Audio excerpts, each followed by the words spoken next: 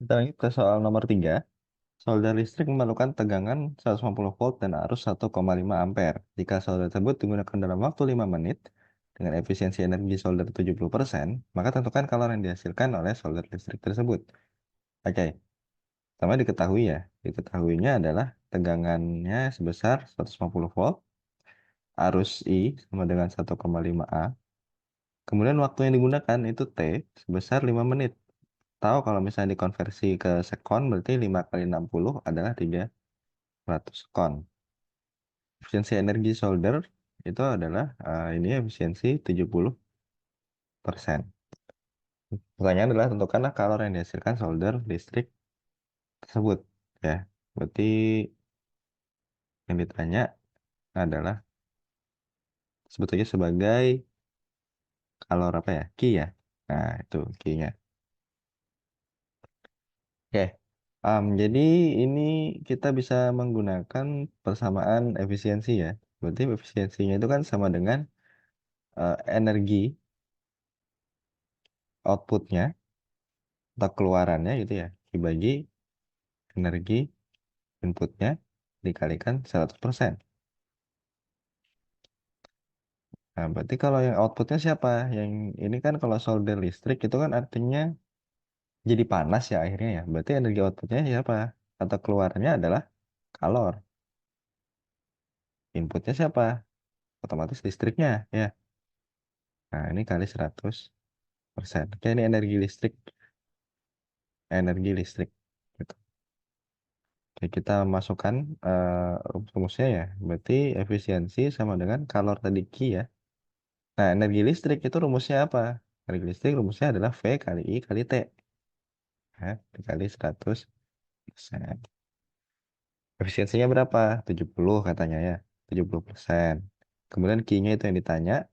Per V kali I kali T berarti 150 kali 1,5 kali waktunya adalah 300 dikali 100%. Ini persennya bisa habis. Terus ini 100-nya habis. Ini berarti sisa 0,7 ya. Nah, berarti kalau misalnya ditanya Q-nya, berarti ya kali silang. Berarti 0,7 dikali 150 kali 1,5 kali 300. Nah, berapa itu? Berarti ini habis ya. Komanya. Berarti ini juga habis. Ini menjadi 15.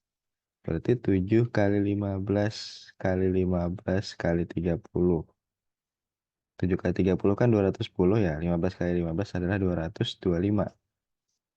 Maka 210 dikalikan dengan 225 itu adalah 47.250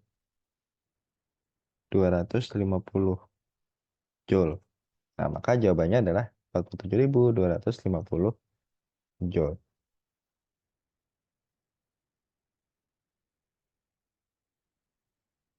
Kita lanjut ke soal nomor 4 ya. Dua kapal identik di foto menggunakan drone terlihat seperti gambar berikut. Jadi pada pukul 15 itu kapal 1 dan kapal 2 itu berada pada posisi yang sama. Nah, ternyata setelah berselang 5 menit kemudian atau pukul 15.05, ternyata kapal 2 itu melesat lebih jauh daripada kapal yang pertama. Itu ya. Oke. Pesan gambar tersebut berikan kesimpulan yang berkaitan dengan penggunaan energi. Nah, oke. Nah, kalau misalkan di sini ada jarak gitu ya, berarti kita bisa menggunakan atau mengingat persamaan bahwa W itu usaha gitu ya, sama dengan F kali S. Nah, usaha ini itu nanti berhubungan dengan penggunaan energi. Karena kalau misalkan usaha yang dilakukan lebih besar, artinya terjadi perubahan energi yang besar pula gitu ya. Atau kalau misalkan berkaitan dengan benda bergerak gitu ya, usaha itu sama dengan perubahan energi kinetik gitu ya. Oke. Berarti kalau misalkan kita lihat di sini ya, misalkan kapal satu ini W1 gitu ya, usaha oleh kapal satu. Berarti W1 itu sama dengan F1 kali S1. Sedangkan usaha oleh em, kapal 2 berarti W2 itu sama dengan F2 kali S2. Nah, Di sini kita lihat bahwa S1 itu lebih besar dari S2. Jadi kita bisa misalkan nih, misalkan S1-nya itu, kita misalkan ini ya, misalkan S1-nya itu 5 meter. Berarti S2-nya itu bisa jadi lebih besar dari 5. Bukan bisa jadi ya, pastinya lebih besar dari 5. Mungkin bisa kita tulis berapa ya? Dua kalinya aja deh, berarti 10 misalkan. 10 meter gitu ya. Nah, jadi itu bagaimana untuk usahanya? Nah, jadi kita bisa bandingkan nih, W1 per W2 itu sama dengan F1 S1 per F2 S2 gitu ya. Nah, sekarang karena kapal ini identik, jadi mungkin gaya dorongnya, bukan mungkin ya, gaya dorongnya itu bisa dianggap sebagai identik juga. Gaya dorongnya sama, berarti F1 itu sama dengan F2, berarti bisa kita hilangkan ya. Nah, berarti kalau misalkan W1 per W2 itu sama dengan S1-nya itu 5, S2-nya 10. Nah, berarti W1 banding W2 itu sama dengan 1 banding 2 ya. Jadi apa kesimpulannya? Kalau misalkan W1 banding W2 itu adalah 1 banding 2, artinya W2-nya itu lebih besar dari W1. Atau apa? Usaha yang dilakukan kapal 2 itu lebih besar daripada usaha yang dilakukan oleh kapal 1. Artinya apa? Perubahan energi, kinetik gitu ya. Perubahan energi kinetik dari kapal 2 dibanding dengan kapal 1, berarti lebih besar yang kapal 2. Ya, kapal 2 itu perubahan energi kinetiknya lebih besar daripada kapal 1. Artinya apa? Artinya kapal 2 itu memerlukan atau menggunakan energi lebih banyak daripada kapal 1. Ya, penggunaan energinya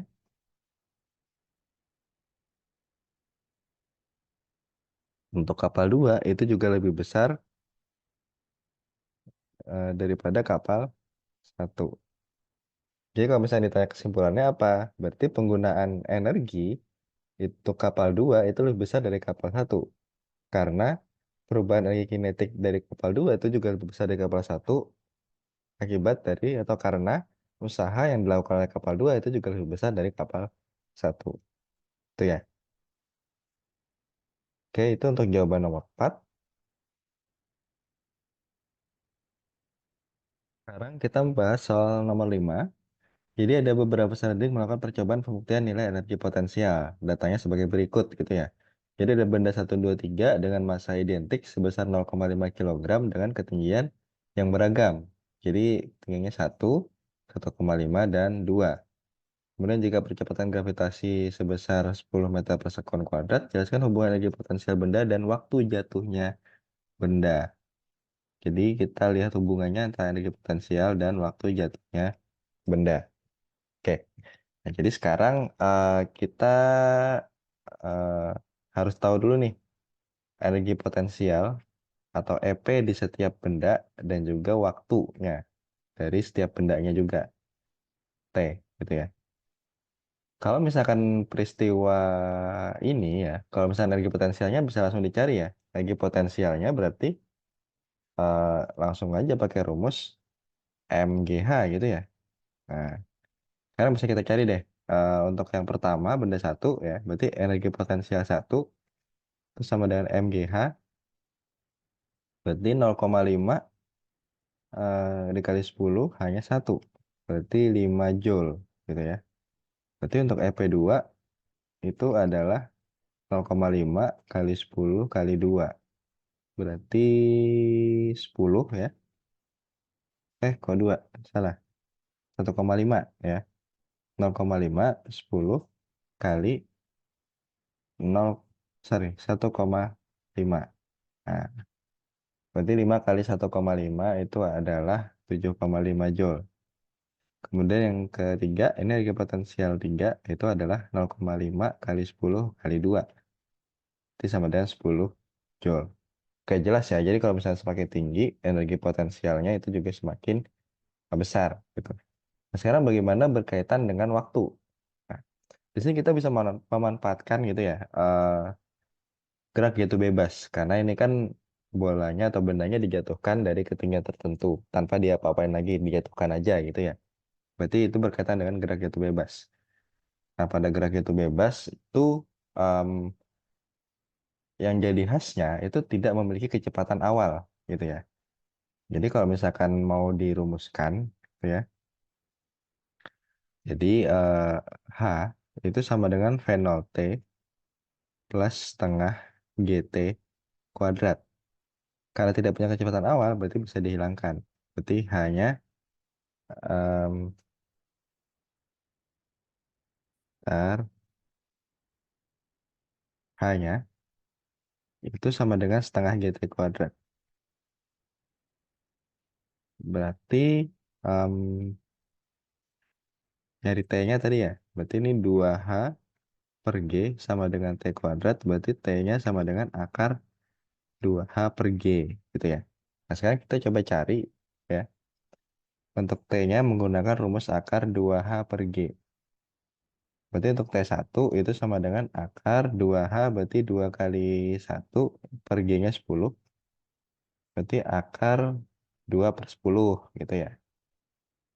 Kemudian T2 itu sama dengan akar 2 hanya adalah 1,5 per 10. Berarti sama dengan akar 3 per 10. Kemudian T3 itu sama dengan akar 2 kali 2 per 10. Atau akar 4 per 10. Nah ini sekon ya.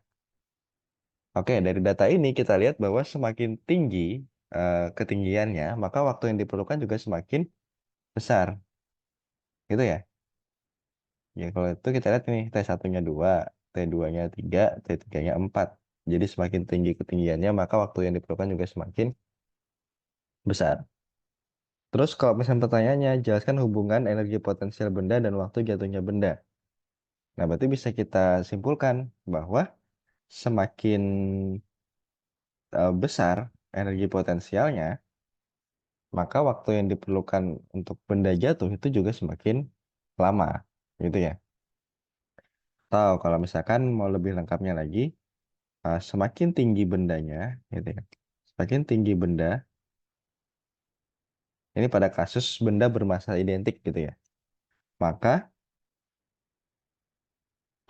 semakin besar juga energi potensialnya, kemudian semakin lama juga waktu jatuh benda tersebut. Oke, jadi kesimpulannya seperti itu ya. Oke, sekian pembahasan nomor 5 ya. Sampai jumpa lagi di video selanjutnya. Wassalamualaikum warahmatullahi wabarakatuh.